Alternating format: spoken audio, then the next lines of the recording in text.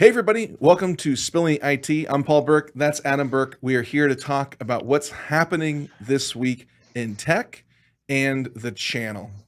Adam, how you doing?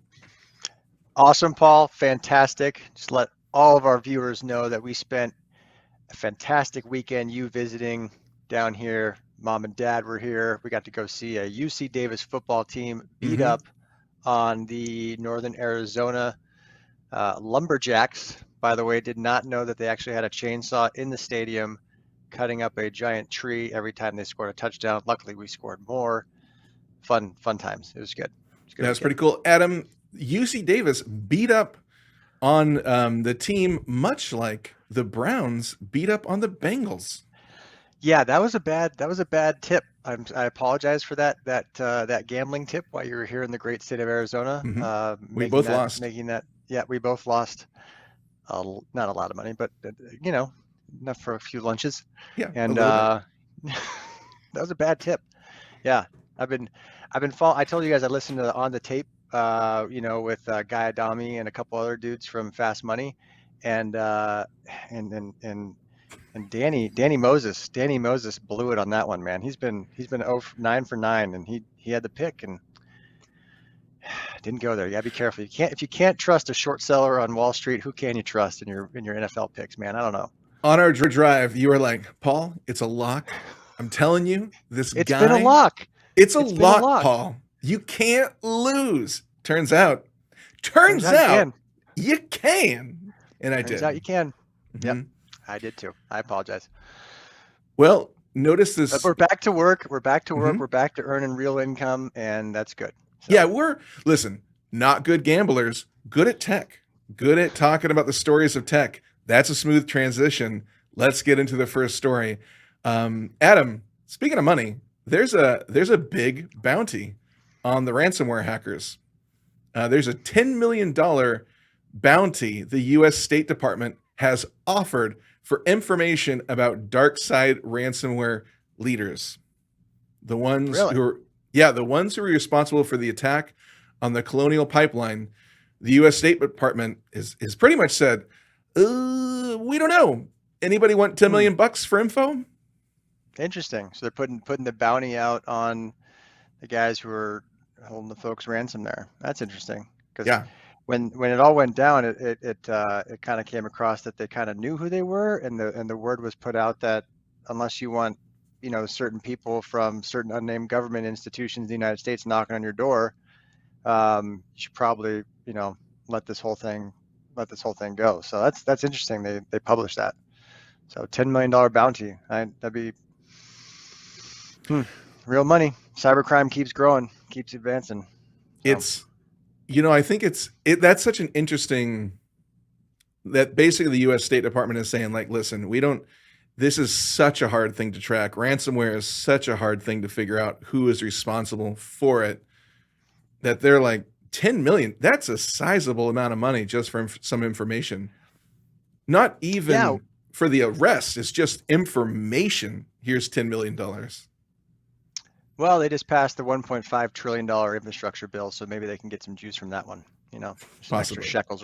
extra shekels lying around for some informants. That'd be good. Yeah. Possibly. So, yeah, and today I forgot to mention that today we want to dive in and talk more about cybersecurity and the process, the procedure versus product, how those things are very different. And yeah, so I think this is just a really interesting story about how the Yeah, U.S. was State you Department. saw that was on Wired, right? Mhm, That came out on Wired a yeah, couple days ago. Yeah, yeah, that was a good article. That was yeah, good. really interesting. So, um, also not super applicable to you because you're an Arizona man.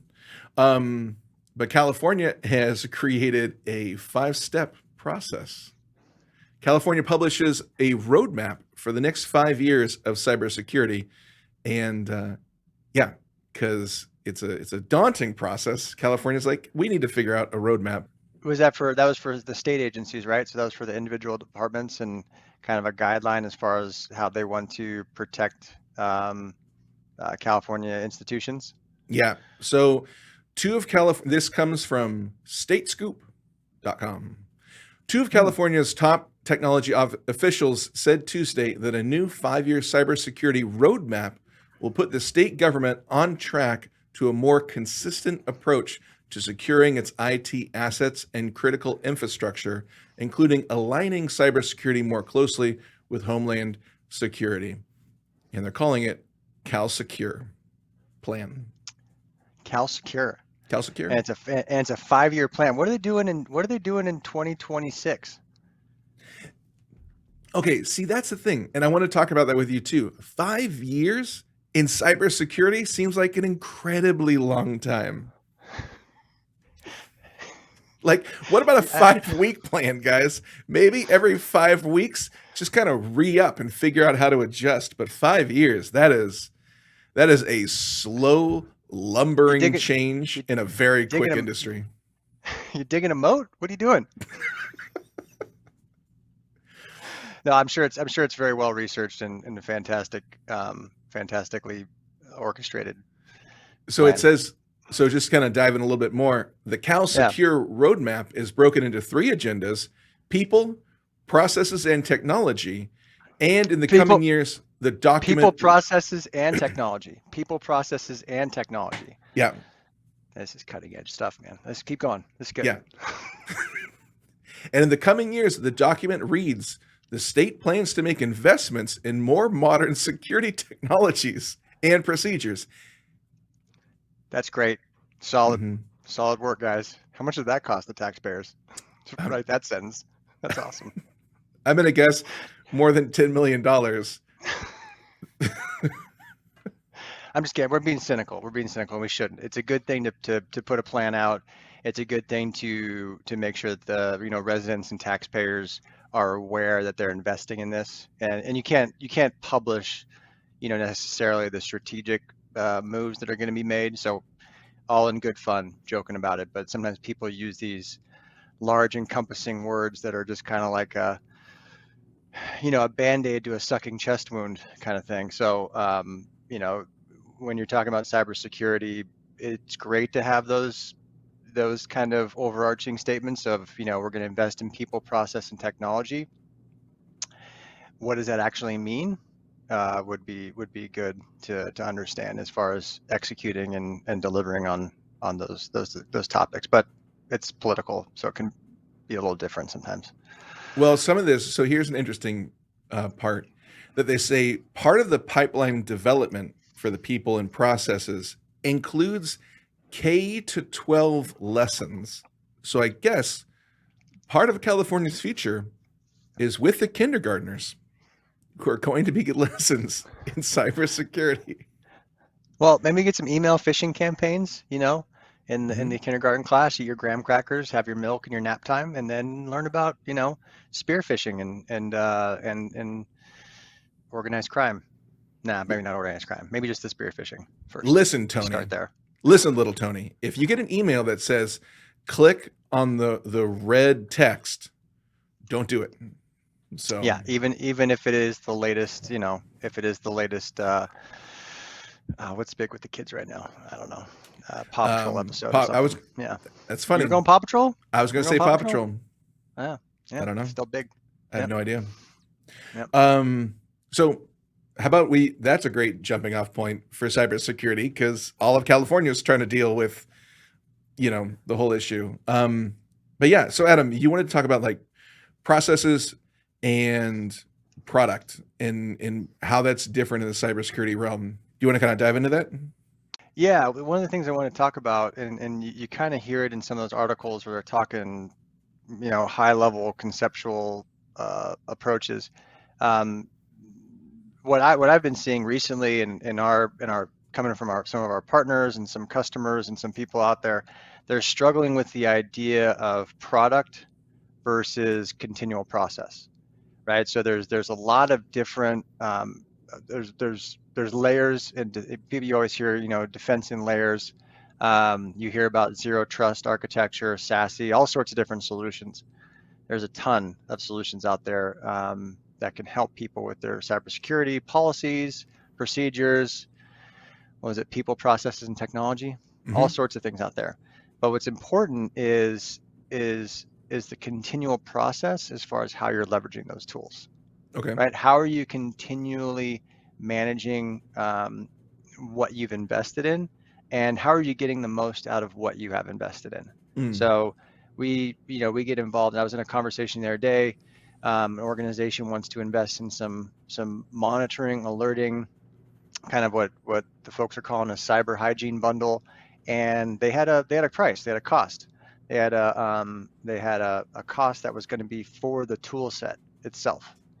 Nothing about operating it, nothing about supporting it, nothing about maintaining it, nothing about tuning it or getting it to an operational state where it's going to give you the data you need back. They just had the cost of the tool set. And so, we went through an exercise with them, and we're continuing to do this around how are you going to manage, maintain, and operate that tool set for the next year, for the next first 6 months, second year, third year, and ongoing, because it'll give you a lot of data. It'll give you a ton of noise. How are you going to tune the alerts? How are you going to manage the alerts? How are you going to implement the people in the process to get, the gold nuggets out of that monitoring and cyber hygiene bundle? The tools are not lacking. What we're lacking right now is in the cyber defense and in the industry as a whole is kind of that discipline for ongoing management. That's where when we see people get hit, when we see people get breached, it's not for sometimes they haven't updated their systems or haven't patched something or anything like that, and maybe they haven't invested in the next generation of tools. But often it's just that daily discipline around who's managing the environment, who's managing what you have, who's enforcing the policies. Unfortunately, there's no silver bullet. There's no one product, to unite them all. It's a constant engagement that's needed. And continuing my security rant here is the market's not telling people that. You hear people like me say it. You hear CISOs on panels talk about it. You hear all sorts of folks talk about the need to maintain operations.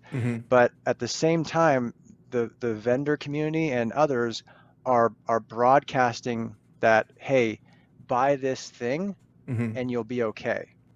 And our default brains, we all want to do that. We all go through clickbait, we all go through emails, we all go through things. Hey, buy this thing and you'll be okay. Take this pill and you'll feel better. That one silver bullet is going to take care of everything, and then we get to sit back and focus on something else. Yeah, and it's a total trap, and I fall for it myself in other areas, but it is a total trap. There's no easy way. It's simple. The options are simple, but they're not easy. And I think a lot of times people are marketed to and communicated to that, hey, just buy this widget and you'll be okay. We'll take care of you. The bad man will go away. And people fall for that all the time. And I think there's such a one of the biggest opportunities I see for our company and our partners is having that conversation outside of technology with the leadership and organizations. Because leadership will default to, I used to work with a consultant. He came from, he was a kind of a mentor I worked with, and he was on a bunch of board of directors, and he worked for a big consulting firm. And the IT guys would come in, they'd pitch the board, and then they'd leave, what they're spending on, what they're investing in, digital transformation, blah, blah, blah, blah, blah. And then they leave, and everybody inside the room would kind of look at each other like, did you have any idea what the hell he was talking about? Nah, I don't know. And they move on. And that's because we kind of get lost in this whole jargon and technology speak when at the same time, it's a risk management standpoint. It's like your insurance. It's like your crisis communication plan. It's part of the business that you don't need technical jargon to understand. You just need to basically, I think a big opportunity for us and our partners is how do you communicate that risk and the options to mitigate it to the leadership in the companies so they can make an informed decision. Because oftentimes they're just being told by their internal IT people who are being told by their by their vendor community. Hey, we got this, we bought this, we updated this, we got this. Mhm. And I mean, you keep seeing it every day. It doesn't lie, you're wrong. I mean, you hate to say that sometimes, but no, you're not secure. No, that product you bought isn't helping you. And the SIEM you deployed 2 years ago still isn't giving you the data that you thought you were going to get from the demo. I'm sure Mm. the demo was great. The demo was fantastic. Demos are always great and fantastic. That's why they're demos. So, what are you getting back from it after, year two? I don't know. That's where it can get thick. So you gotta invest in that. Is it so how you're talking about like talking to leadership? Is it hard for the leadership to listen? Do they want, I mean, I would imagine the leadership, and maybe you mentioned this, but I didn't hear it. Leadership also wants a silver bullet, or is leadership pretty open and responsive to like, oh, that's a great point. It is a constant managed thing, like a thing you have to take care of. Like in my mind, it seems very similar to, I love a good metaphor. For me, this makes sense and helps. Maybe somebody else there is watching and this helps them as well. Like for me, it's like taking care of a front yard isn't hard. It's just constant. It's just mowing the lawn. It's just weeding every once in a while. And Mm-hmm. if you don't do it for 2 years and you come upon this front yard, you're like, this is going to take forever. But if you just Mm-hmm. tackle it 1 week at a time, half an hour here, half an hour there, it's very manageable. It's just persistent. Mm-hmm. And yeah, is that is that hard when you're talking to management for them to see it, or are they very quickly kind of receptive to it when somebody just says it? That's a fantastic analogy because you're talking about managing the garden. And what is a garden? It's nature, it's chaos and order. So you're Mhm. bringing order to it. You like the nature, the beauty of nature and all that kind of stuff, but it can be a little chaotic sometimes. So you got to go in there and you got to mow the grass, you got to pull the weeds, you got to do all that stuff. You got to maintain it, or else the chaos overcomes what you want. That's the same thing in IT. It's the same thing in cybersecurity. That's a beautiful analogy. I'm totally going to steal that. Um, There you go. and All yours. All thank yours. you. Mhm. Well, it is because you have to maintain it on a daily, weekly, monthly basis, and that is tough to communicate because a lot of people just want it to go away. Mhm. A lot of people just, hey, just take care of the yard. Just I don't care. Just take care of the yard, and that's fine. That's fine. But I heard an interesting spin the other day. I was at a channel event last week, and I forget who was speaking, but someone was talking about how the average tenure of a CIO is 18 to 24 months. Really? Yeah.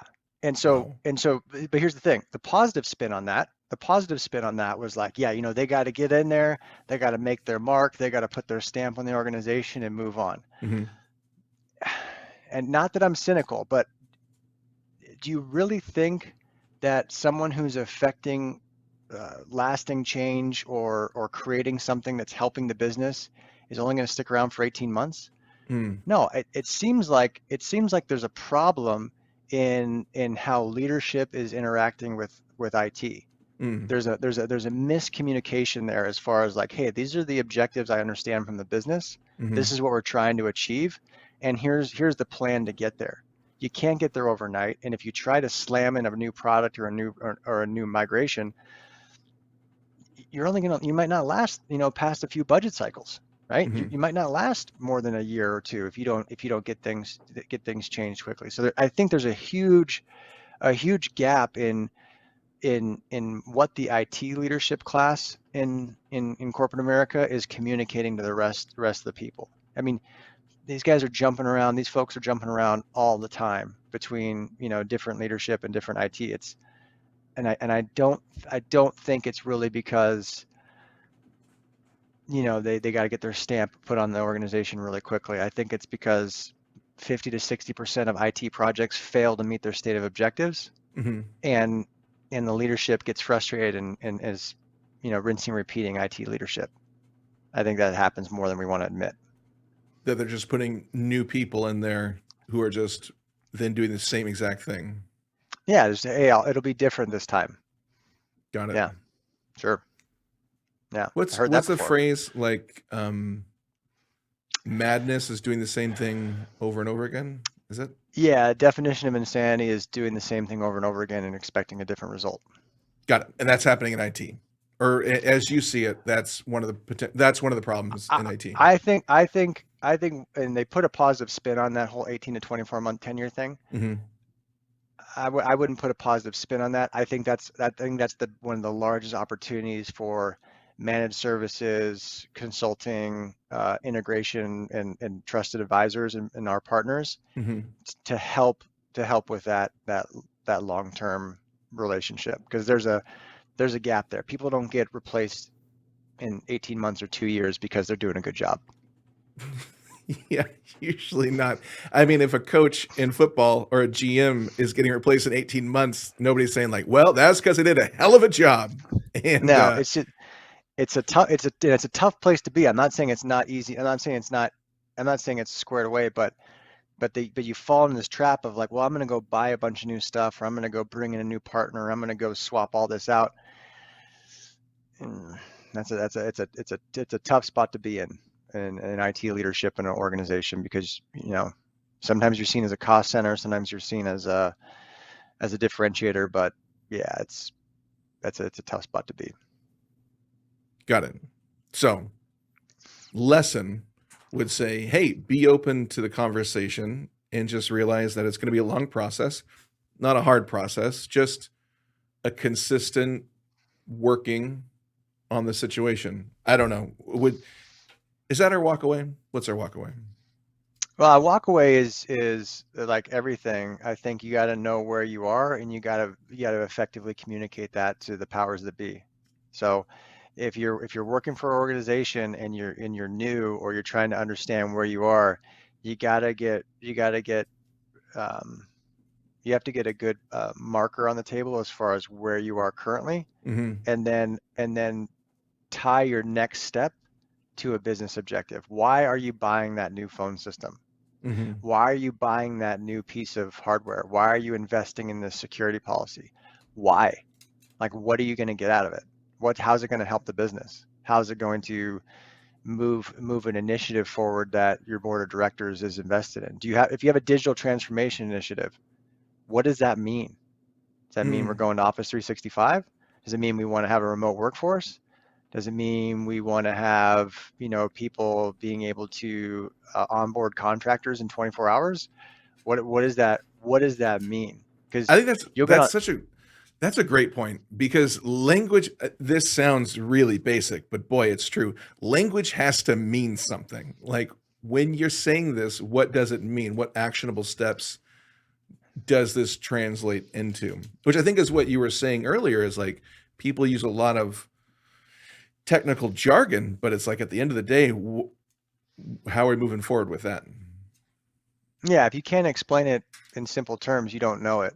Mm-hmm. So it's you gotta be able to have that and I get on calls all the time with partners and with customers who are pontificating about what could be or what might be, or all these these different potential solutions, and they're Mm-hmm. fun conversations, but they're a waste of time in the sense of how is this affecting your business, and what decisions are you making to help secure it, or help move an initiative forward.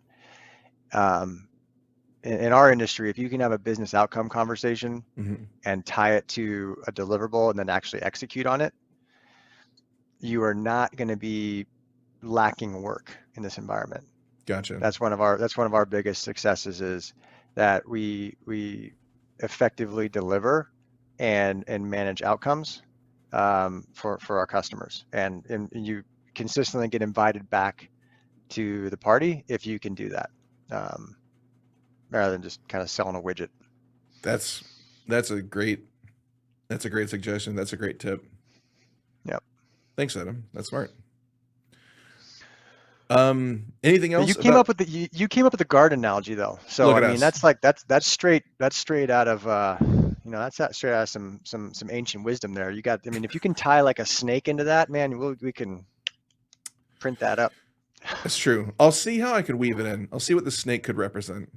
I'll work it out. Yeah, yeah. Some Anything chaos and else? evil. Yeah, be good. I know we're coming up on about a half an hour. Anything else you want to talk about for cybersecurity? I know, honestly, again, huge topic. We will talk about this so many other times as well because it's very complex. But anything about, process, product, anything you want to talk about? Well, I mean, so we put together, and I know we've talked about it before, but we put together a cyber defense suite Mhm. that addresses, what we think as, security and layers, security layers and security in depth type of approach. So our cyber defense suite is built around our experience in IR services and things that we've seen organizations get in trouble. So everything, majority of attacks come through email, so you got to have email security. Well, if that gets through, you got to make sure the endpoint's squared away. And then most attacks are smaller versions, and they end up calling home. Mhm. So you got to have DNS security implemented. So you got endpoint, you got email, and you got you're helping to secure the call home feature with the DNS security kind of bundle, and then you're watching your logs and watching your firewalls. If you get those things right, you're doing okay. You're not 100%, but you're doing okay. And that's what our cyber defense suite is built around. And that was built based on the outcome of, hey, I need to secure my environment. I need help managing it, and I need help observing, what's coming across or coming in my firewall. So, we built that. It's been very, very successful. I think we have, well over 50,000 endpoints under management today, which is exciting. That was really, really cool to see. We grew from almost That doubled in is size last year on that. that is So exciting. yeah, very, very cool. Excited about that growth. But yeah, anytime anyone wants to talk about cybersecurity, we want to have that conversation. We want to have the business outcome conversation. And yeah. And also, I think another reason that it's grown so much is that we want to talk to you and we want to tailor it for what you need, which I think is really huge. We're not just trying to sell you a widget and then get out. We want to figure out what you need and then get that to you, which I think resonates with a lot of clients. So Yeah, they talk about it all the time that we have, it'd be good to maybe post some of our success stories and some of our customer, stories on this one around cybersecurity. But, we certainly engage in that, how can we help method and, right product, right process, even we help, place the right people. So those nice. types of things are put in there. Awesome. Adam, real quick before we call it an episode, what are you watching? What are you listening to? What would you suggest people watch? So, there's a couple. I haven't watched the new Yellowstone. Haven't watched the new Yellowstone 2-hour premiere. I Love hear the it's Kevin good. Costner. I hear it's Love good. the Montana. Love the cowboy scene there. That's awesome. It's fantastic. Haven't seen that yet, so saving that one. But Succession is out. If you haven't watched Succession, that's a fun, heartwarming, kind of terrible show. It's really fun. It's good though. And then Dexter's back, baby. Dexter is Season back. 8. Yeah, yeah. So those kind of all landed at the same time. I don't know when you find the time, but oh, dude! And I was on the treadmill this morning. Mm, Narcos is that's back. back on Netflix. Yeah, so Oh. I got some drug dealers killing each other on the treadmill in the mornings now. I got my next 8 runs squared away on that, which I'm excited about. It's nothing like getting some miles in while the narcos are slaughtering each other in Sinaloa. So it's good. You know Talk what? that, I Paul. haven't watched any Narcos. So what is that, like What? 3 or 4 seasons deep? I haven't watched that at all. I think it's the third one. I think this is Okay. the third one. The first one is Escobar, and the second one is the Sinaloan cartel, and the third one is what happened after that broke up, which is what Oh, we're watching right now. So I'll if you want watch to watch them. some DEA agents and some people, doing some crazy stuff and south of the border, good I gotta times. watch that. Right now I'm watching Curb Your Curb Your Enthusiasm is back. It's like season 11. It's fantastic. I love Larry Wow. David. Super fun. Wow. That's been a lot of fun. And Netflix suggested, it said, hey, do you want to watch the movie Last Action Hero with Arnold Schwarzenegger from the 90s? And I was like, all right, Netflix. I haven't seen it in a very long time. That movie, I don't know. It's pretty great. It's Yeah. it's one of those films that when you go back and watch when you're older, you're like, oh, I missed a lot of these jokes when I was a kid. But that's a great movie. That's a really great movie that pokes fun at the whole action buddy cop genre. I am loving it. That's where the dude in the movie like comes out and he's in like real life, right? Yeah, that's where Or is the it the other kid. way around? Well, the kid goes into the movie, and then they find out they can get out of the movie into real life. It's great. I really enjoyed it. Cool. Yeah, Nice. there you go. Yeah, I remember that. Right on, man. Right on. Cool. Well, thanks everybody for watching this Spilling the IT. Adam Burke, I'm Paul Burke. We'll be back next week with more tech talk. Have a good weekend. Thanks, everyone.